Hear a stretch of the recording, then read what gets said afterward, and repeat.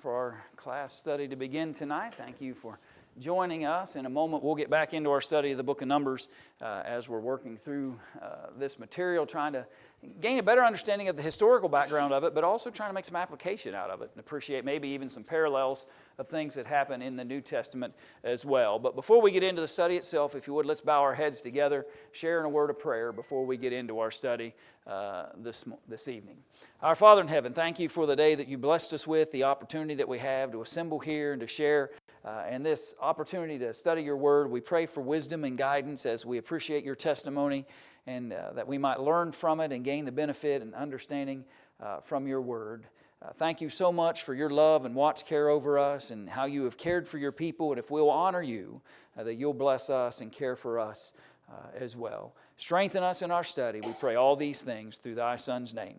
Amen. So, we're talking about basically a lot of failures, right? The people have some failures. Moses got some failure.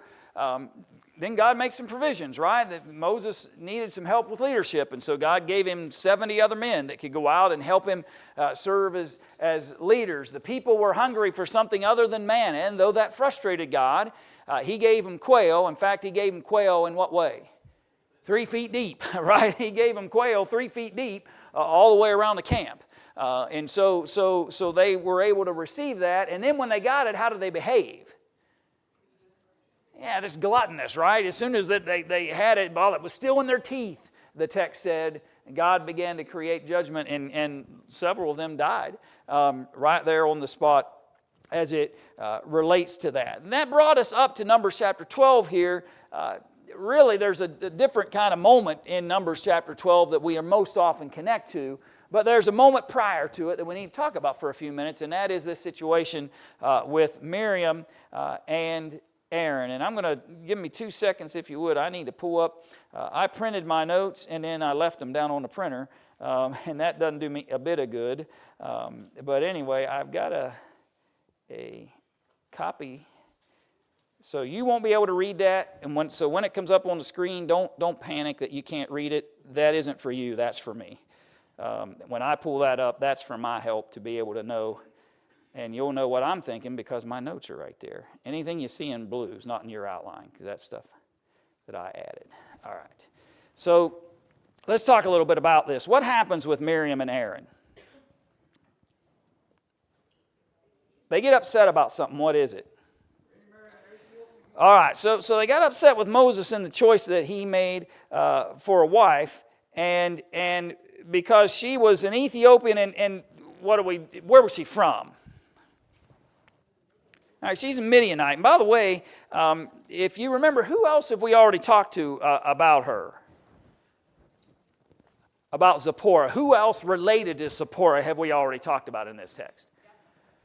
Yeah, her brother, right? Remember the son of Jethro and Moses' brother-in-law, when he asked him if he'd hang out and stay with them, and he decided, no, I want to go back to where the Midianites are. If I can quickly do this and show it to you on the screen, and I think this map will do it for us. Nope, wrong one. Let me see if I can get to the other one. So if you look on that map on the screen, and I might be able to even circle that for you. There's Midian. Okay, I just circled it in black on the screen. There's Midian. Sinai's down here, okay, down to the south. And as they initially begin to make their travels, right, northward up into the wilderness of Paran, right there, okay, and my point I want you to notice is when Moses' brother-in-law says, I want to go home to my people initially, he's almost there. Okay, when he says, I want to go home, and what's interesting about that is if that's the land of Midian, that's who else lived for a period of time? Where was Moses? That's where Moses lived for a period of time, right? 40 years in Egypt, right? 40 years in Egypt, lives as the grandson of Pharaoh. Exiled, 40 years out of Egypt as a Midianite shepherd with his father-in-law. 80 years old. How many 80-year-olds here want to go lead the Israelites out of Egypt? Right? But that's how old he was. Moses was 80 years old when he heads out and goes over into Egypt to lead the people, and he lives for another 40 years as he leads them before he dies, and is buried by whom? God. So Moses' life can be broken down in 3 40-year periods. He lived to be 120 years old, and each period of his life lasted 40 years. It's pretty easy historically to remember some of the things related to him because of that. And so that's the area in which we're talking about as it relates to where she was from that upset Aaron and Miriam that he had married her. But it's interesting because their frustration that he married this Ethiopian woman that was from Midian translates into them deciding what? Yeah, we've got prophetic abilities. God didn't give everything to Moses. Interestingly, that's true at this point because he'd already taken some from Moses, right? When he picks those 70, he takes from the spirit of Moses, the text says, and gives it to those 70 that were chosen in order to serve the people as prophets. And so they took some of Moses' spirit and gave it to those 70 in order to go out and do that work. Who wasn't part of the 70? Aaron and Miriam. Aaron and Miriam. And that, to me, that's important. Maybe that doesn't sit in with your mind as quickly maybe as it did with me, but why now, right? Why are Miriam and Aaron upset now? After all this time and all this effort, my thought process is they just witnessed 70 other people receive the portion of the spirit of Moses. They didn't get access to that. Surely God doesn't only speak through Moses because we just watched some 70 other men go out. In fact, 2 were specifically named because they went where? Outside, right? They went outside of the circle of the tabernacle out into the camps themselves and began to prophesy. This jealousy begins to set in with Aaron and Miriam over all things. And again, you can't help but wonder, is this really about Zipporah, or is this about something else?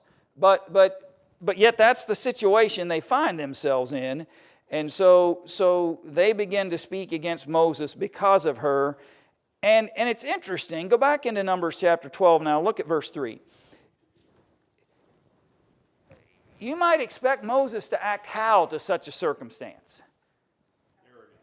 Yeah, who are you? Right? When did God speak to you in a burning bush? Right? When did He declare Himself as the I am to you? When did He tell you to go? Right? Aaron, he could have just looked at Aaron and said, listen, if I was half good a speaker as you are, I wouldn't have even needed you. Right? If you remember, that's the whole reason Aaron's with Moses to begin with, was because God said, or Moses said, I'm not a very good speaker if you're going to send me to Pharaoh. And God says, well, your brother Aaron can talk. I'll send him with you. Right? But Moses doesn't react that way. Now the man Moses was very meek above all the men which were upon the face of the earth. What's meekness? Humility, maybe? Okay, humble, yeah. I heard it described one time as controlled strength. Controlled strength. Yeah, I've always looked at meekness as the ability to withhold when you have power otherwise. Right? Moses could have just said what? Out. Out. Right? I'm in charge. Out. And he could have shown that boldness, but the text seems to imply that he withheld, right? He withholds the idea of lashing out or getting frustrated or angry with those here, with Aaron and Miriam. But who doesn't withhold? God doesn't. God doesn't withhold. The Lord spoke suddenly. Moses is trying to be meek about it. Not trying to cause any trouble over it, right? Maybe even in some ways, I don't know, maybe he maybe gets it, right? Maybe he gets and understands why they might be upset. He's meek about this situation. That's right. And he's got enough humility about him that he's not going to self-promote in this situation to resolve it. But the Lord spoke suddenly unto Moses and unto Aaron and unto Miriam, Come out ye three unto the tabernacle of the congregation. And they three came out. I can't imagine what that must have sounded like, right? To hear you, the three of you come here from the voice of God. It had to have been a humbling and quite scary, in fact, moment to think that God would call them. And so the Lord came down in the pillar of the cloud. Where'd that cloud come from? Yeah, that's what's been guiding them, right? The cloud's what's been guiding them. So God, this cloud, right? You've got this ominous cloud that whenever you need to move, it moves and guides you where it is that you're going. And all of a sudden, this ominous cloud comes from where it's been hanging over top of you for a while, and it comes down amongst you because God's coming down inside that cloud. I, the Lord, make myself known unto him in a vision, and will speak unto him in a dream. My servant Moses is not so, who is faithful in all mine house. With him will I speak mouth to mouth, even apparently, and not in dark speeches. In the similitude of the Lord shall he behold. Wherefore then were you not afraid to speak against my servant Moses? I have chosen him for specific purposes. He has seen things that you have not seen. He has heard things you have not heard. He has been given access to things that you have not been given access. God says, not Moses, he's meek. God says, who are you to question any of these things? If that had come from Moses, I imagine it would have been a different kind of scenario, right? Now you've got a human argument on your hands. Moses' meekness comes forth, and God steps in and addresses this situation, and he's not happy about it. In fact, the anger of the Lord is kindled, and what happened to Miriam? Yeah, she's stricken with leprosy. What happens if you got leprosy? You're out. You can't stay in the camp. Why is that? We talked about that earlier. It's highly contagious, and they're living in tent cities, right? 2 million of them, all around the tabernacle, central location, right? They're all east, west, north, and south, all the way around, 3 tribes per encampment. You get a contagious disease going crazy in that setting, you're in trouble. And so as soon as somebody's determined to be contagious with particularly something like, you got to go, right? You got to go. And so she's going to have to leave. Who steps in? So Aaron says to Moses, verse 11, Alas, my Lord, I beseech thee, lay not the sin upon us, wherein we have done foolishly, and wherein we have sinned. Let her not be as one dead, of whom the flesh is half consumed, when he cometh out of his mother's womb. So Aaron now, he recognizes he's partly responsible, but the brunt of the consequence is falling upon whom? On Miriam. Their decision, Aaron is culpable, but the consequence only falls on Miriam. Now, at this moment, you might, why, right? And you might wonder in your mind when you read it, why? And I don't, be honest with you, I'll pause for a minute. The text doesn't necessarily give us great detail as to why that is, that the consequences of the behaviors of 2 people only fall upon one. But I'm going to bring your mind back to that later, if we get there. I don't know whether I'll get to that part of the text or not tonight. Go ahead, Sherry. It sounds like he had a lot of guilt on him to figure out what to do. So that was his punishment. Well, and I think you're right, Sherry. I think there is an argument you could make that on one side she receives the brunt of the physical calamity that besets her, but now he's got to bear the guilt of the fact that he knows he was just as responsible, and he's standing here with no issues, and that may be just as heavy a burden as the illness itself. And so he pleads Moses cries out to whom? To the Lord, heal her now. Oh God, I beseech thee. And the Lord says, if her father, I want you to think about this strong imagery here. The Lord said unto Moses, if her father had but spit in her face, should she not be ashamed 7 days? Let her be shut out from the camp 7 days, and after that let her be received in again. Here's the point I think God's simply trying to make. It may seem, to us, that's an odd kind of description, right? But if she had offended her earthly father, and the earthly father's reaction to her offense was he would spit in her face, if it reached such a magnitude of her behaviors that her father responded in that fashion, would she not at least receive the punishment of being sent out of the camp for 7 days? Moses would think to his mind, yeah, I would imagine she would, right? She would be in trouble for that. Then God basically says, I've just been called into question by them. Should she not at least be outside the camp for 7 days?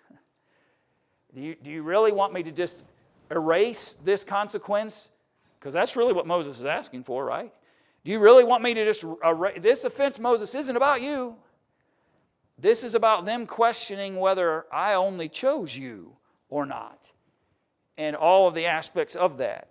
And I think sometimes we forget, and that part of the narrative is within this text, this book all the time, where the complaints, the murmurings, all the things that happen are really not about Moses and about Aaron. They're about God's decision making. And that's what seems to kindle the fire or the anger of God over and over again. Any thoughts or questions? Go ahead.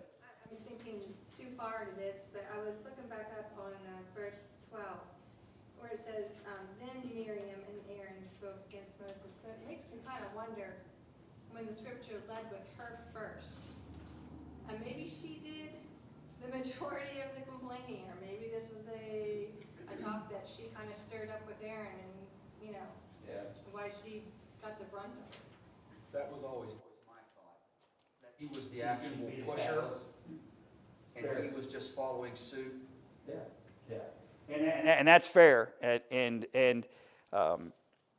if that's the case too, then you could add the idea that he feels the responsibility because he should have shut it down. He should have shut it down. In that time period. Yeah. And so I think that's fair. Absolutely. I was thinking they were together, and when God only struck her, he effectively separated them for 7 days too. Yeah. So there's no talking about it. Right. This conspiracy has been stymied by the mere fact that they're not going to be in contact with each other for a period of time. Quite possible. Absolutely. Good thoughts. And Brian, were both involved in the golden calf? Well, they were both been present. Yeah. And culpable in that scene as well. And so you've seen this problem with disrespect towards Moses that was really about God on multiple occasions. That's all good stuff. Was the leprosy not continuous? In other words, it wasn't a short period of cure for a leper. And I'm just wondering if God made it shorter just for the children there, so they could go on with their journey. He doesn't tell us what all the reasoning is for why he, but you're right. For most lepers, the potential of that fast to cure wasn't common, if that's where if I'm understanding you right. To prove themselves clean for that time period is the same issue they're addressing here as it relates to it. And she does seem to have a shortened span. And I think the idea here was simply the idea that God basically says, listen, I'm not going to let nothing happen here. She's got to bear some consequence. And certainly because of the issues of moving, he may have shortened it. Compassionate to Moses too, because Moses asked for him to heal her. Yeah. And he didn't give everything to him, but he might his way of giving it back to him, that, she will be healed. Right. He doesn't give. Heal now is what he asked for. Heal later is what he got. And I think you see that as well. And that's a lesson for us, by the way. Sometimes we ask for God for things now. We want it now. And God's answer isn't necessarily no. His answer is wait or give me time. And sometimes that's difficult to appreciate as well. All good thoughts. He realized that they had sinned against God when it happened. Absolutely. And I think partly what at the end of the text there you see that they seem to wait, right? She's outside the camp for 7 days. Then verse 15 says she's brought back in again. And afterward, verse 16, the people removed from Hazeroth and pitched in the wilderness of Paran. So it's almost like they stood still while this situation was resolved. And then once she's back in again, if I'm reading that right, then they head out and keep moving. To everybody else. That don't question me. Yeah, if everything just kept going as normal, then the only people that would have learned anything were the three of them. Whereas this may actually be a greater lesson for all in that sense. All right, let's move on. Chapter 13. And again, I apologize. If you're trying to read that screen, don't. It's just to help me with my notes. So, where are we heading now? We're heading towards the promised land. And we're not just going to walk up there blind, right? What's God going to do? Right, so he's going to send spies. He wants them to pick one out of what? One out of each tribe. And again, there's 12 because that includes Ephraim and Manasseh, the two on Joseph, and leaves out the Levites, right? And that's how you come up with the 12. The first question under that section said simply this: what was the purpose of sending spies into the land of Canaan in those first 20 verses? What was their job? It's a scouting expedition. That's exactly right. What were they supposed to look for? Okay, I heard 4 things. Okay, where are the people at? Where are the cities? Where are the strongholds? Where are the walled cities? Right? What's the land look like? How are we going to navigate through that land? Right? That's what they're supposed to do. And then there was kind of this final job while they're there. What was that they're supposed to do? Okay. Be courageous and bring back some of the things that you find there so that when you display it before the people, they're going to be anxious to what? They're going to be anxious to go. They are on a fact-finding mission. Do you read anywhere in the first 20 verses of the book of Numbers 13 where God says, send 12 spies and have them come back and tell me whether I can give you the land or not? The answer to that is no. Their job was not to come back and decide whether they could take the land or not. Look at the land. Where are the cities? Where are the strongholds? Be courageous and bring back some of those items. Look at verse 17. I'm not going to read you all those names. You can read them all on your own from each tribe that are listed there. So go down to verse 17. Moses sent them to spy out the land of Canaan and said unto them, get you up this way southward and go up into the mountain and see the land that what it is, and the people that dwelleth therein, whether they be strong or weak, few or many, what the land is that they dwell in, whether it be good or bad, and what cities they be that they dwell in, whether in tents or in strongholds, and what the land is, whether it be fat or lean, whether there be wood therein or not, and be of good courage, and bring of the fruit of the land. Now the time was the time of the first ripe grapes. That's the job. Go do that, right? And initially, That's what they did. And that comment there, be you of good courage, there must have been, to me, some sign that they were going to face obstacles and something that might bring them fear. Sure. And for him to say, because you look back through all the Bible, it's always fear not and be of good courage. That's constantly encouraging. Right. Well, and for what it's worth, in some ways, if they're going to be courageous enough to bring some of the fruit of the land back, they got to be courageous enough to what? Get in there and take it, right? Which is obviously going to put them in some potential danger. Look, I don't want to insult you with this question, by the way, but I think it's important for us to at least remember. Why is this the promised land? Okay. Why aren't they there right now? Yeah. Part of the challenge. I mean, you know, it's interesting to think about, right? So that's where Abraham ended. Right, and then the lineage starts, and we get to whom? Right? To Joseph. And who's his father? Jacob, Israel, right? We get to him. They're still there, but then what happens there? Famine in the land, right? Famine in the land. And Joseph decides to send back to his family, and in order for them to survive, he brings them all, hasn't come back. And then they begin to prosper and grow there in the land of Goshen there in Egypt, right? Here's all I'm trying to get just to remember.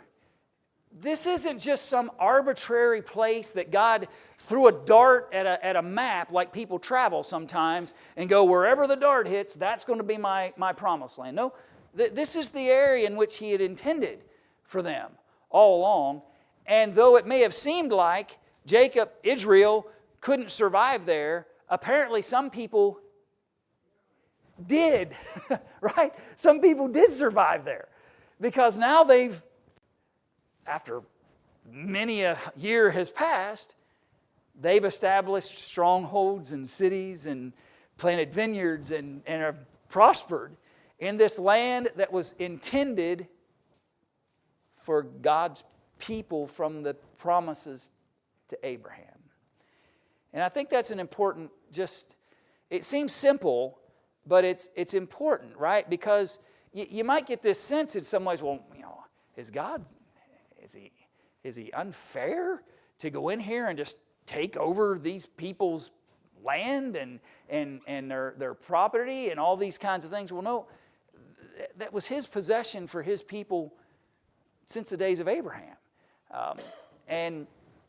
And that's kind of a hard concept sometimes in this process for us to appreciate. Go take a look. See what you can find out about it and come back and tell us about it. And let us know what this place looked like. But never were they asked to decide whether they could take the land or not. Back up to verse 2 for a second. Let me show you something. You maybe have saw this. But he said, send thou men that they may search the land of Canaan. And here's the language I love. Which I give unto the children of Israel. You and I should never question what God has already done. Right?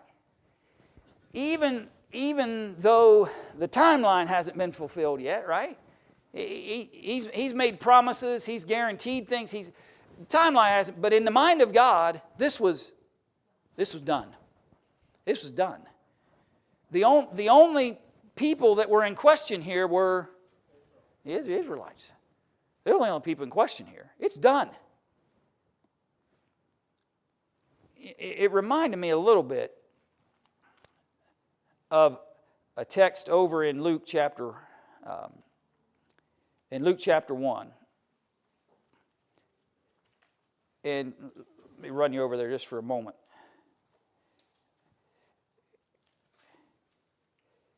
Notice, you remember Zacharias? Who's Zacharias in the New Testament? Luke chapter 1. Who's he? He's the father of? He's John the Baptist's father, right? He's a lot like which Old Testament character and getting a child?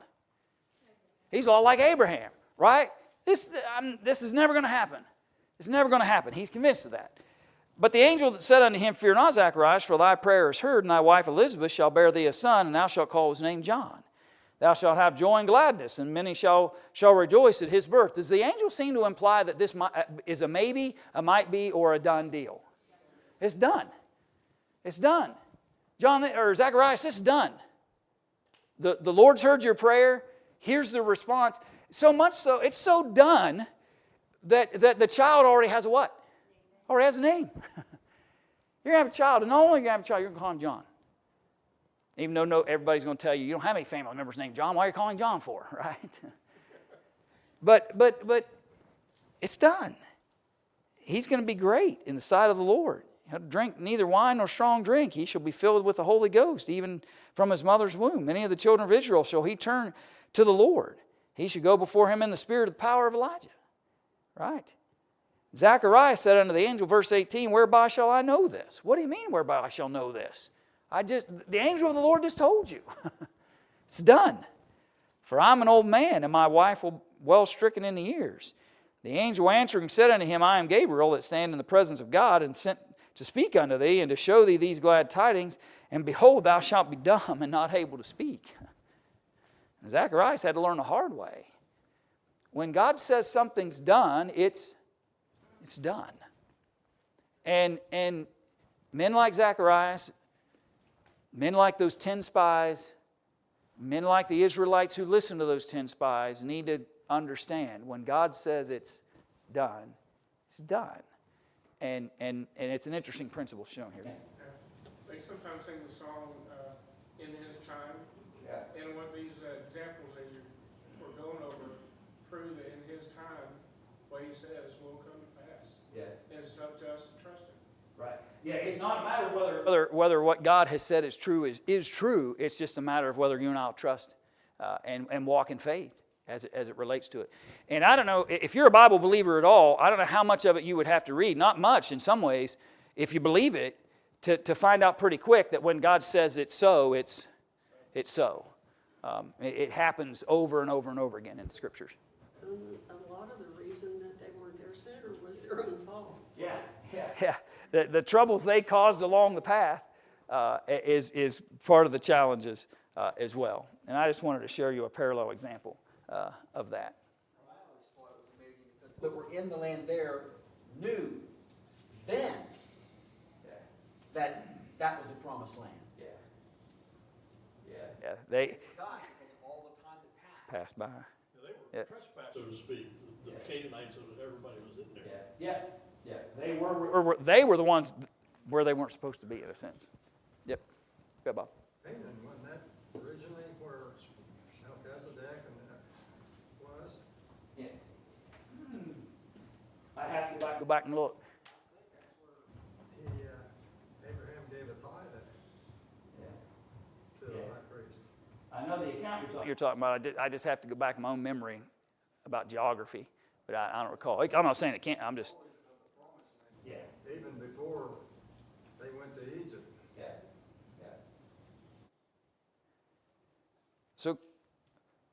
So go back in our text. So they come back, right? And the next question asks, how long were the spies in the land? 4 days. Catching a pattern here, right? Moses was up on the mountain for 40 days, and that's what caused them to become impatient. This time it seems like they were willing to at least, maybe learn their lesson from the first time they got wearisome over a 40-day stretch. They allowed for this. Seems to be a common number as far as time goes in the Scripture, days or years. Or talk about Moses, how his life was 3 periods of 40 years. Right. There are other examples of that too. Yeah, I've got a whole Bible class series that I've taught it here, I believe. I called it It Happened 40 Times. And you just walk through the Bible and see all the different events that are tied to that number. And there's more than you realize sometimes when you start digging into it and look at it. I'll show you real quick a map here. And what you're seeing in that red line is generally believed to be the pattern.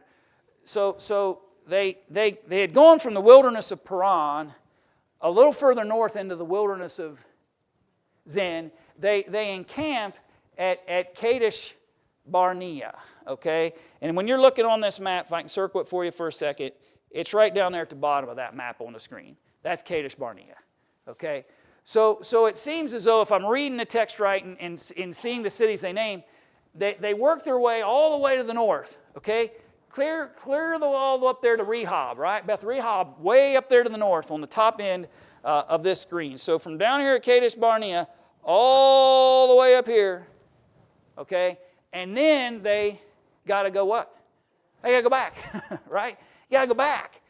And so it's on their way back that they grab that cluster of grapes so big that it was what? Yeah, I'd put it on a staff. I don't know the last time I called somebody and asked them to go to Walmart with me is because I was picking up grapes, right? I need your help loading my cluster of grapes. It doesn't happen, right? It doesn't happen. But can you imagine? I can't even fathom. And yet I've seen actually some pictures. I should have grabbed one or two of those for you. Of even in modern times in that region where they grow them enormous. Just the clusters growing on the vines are extraordinarily large. And so they've done everything. They went to see where the strong cities were. What kind of people lived there? Were they intense? Were they more fortified? Grab something. They stop right, not far, right here. And again, the map's small, but right there's Hebron. Okay, I'll circle it one more time. Right there's Hebron. And Eshcol, where they stopped to get that, is probably about it right in there. Okay? Just on the west side of Hebron's, where it's generally, again, we don't, they had some map makers, I'm sure, but we don't know for sure some of these places. There's a general idea of where certain places were, and then you kind of extrapolate distances to determine. But at any rate, they've done everything they've been asked to do. They went and looked at it. They saw the things they were supposed to see. They even had the courage to grab the cluster of grapes, right? All is well. Let's come back and get the people excited about taking over the land that God has promised. But what happened instead? Yeah. Fear kicks in. When they come back, what did the spies say about the land of Canaan? By the way, what's the first thing they say about it? Yeah, it is everything God said it was, but. Worst act of faith any of us could ever demonstrate. I believe everything God has said, but. I trust everything the Lord told me because I've seen it with my own eyes. But every time man interjects himself into what God's trying to do, problems happen. And that's what happened to them. They did everything they were asked to do, and everything they were told they would see, they saw. Everything that happened exactly just the way they told it was going to happen. Everything. But they come back and said, we can't do this. Notice verse 31. We could read it all, but I'll just read verse 31 to you. The men that went up with him said, we be not able to go up against the people. Guess what? Is that an accurate statement, by the way? Yeah, by themselves, they're absolutely true. They couldn't do any of that by themselves. We be not, you're right. By yourself, you couldn't do that at all. No way you'll accomplish that. But it's not yours to accomplish. It's God's to accomplish. So what's the problem, right? The people are stronger, probably, but they're not stronger than who? Not stronger than their God. Not stronger than their God. You know, the weaknesses that they began to demonstrate, so they bring up this evil report about this land that they had searched out and the things that they saw, and it's amazing how they did everything but the one thing that was necessary. Go take the land. that God has promised you. I think as we look at this, you see why the Hebrew writer, when he wrote, they couldn't enter in because of unbelief. Yeah. Yeah. They didn't believe what God said. They knew it, understood it, could quote it, but didn't trust it and didn't believe it. And it was the one thing left. It reminded me a lot in Luke chapter 18. I put it in my notes. I don't have time. We're out of time tonight. But that's that scene where that rich man comes to Jesus, and Jesus says, "Have you kept the law?" And he says, "Well, I've kept all the law from my youth. What lack I yet that I might inherit?" And Jesus says, "Go and sell all that you have and give it to the poor." What one thing?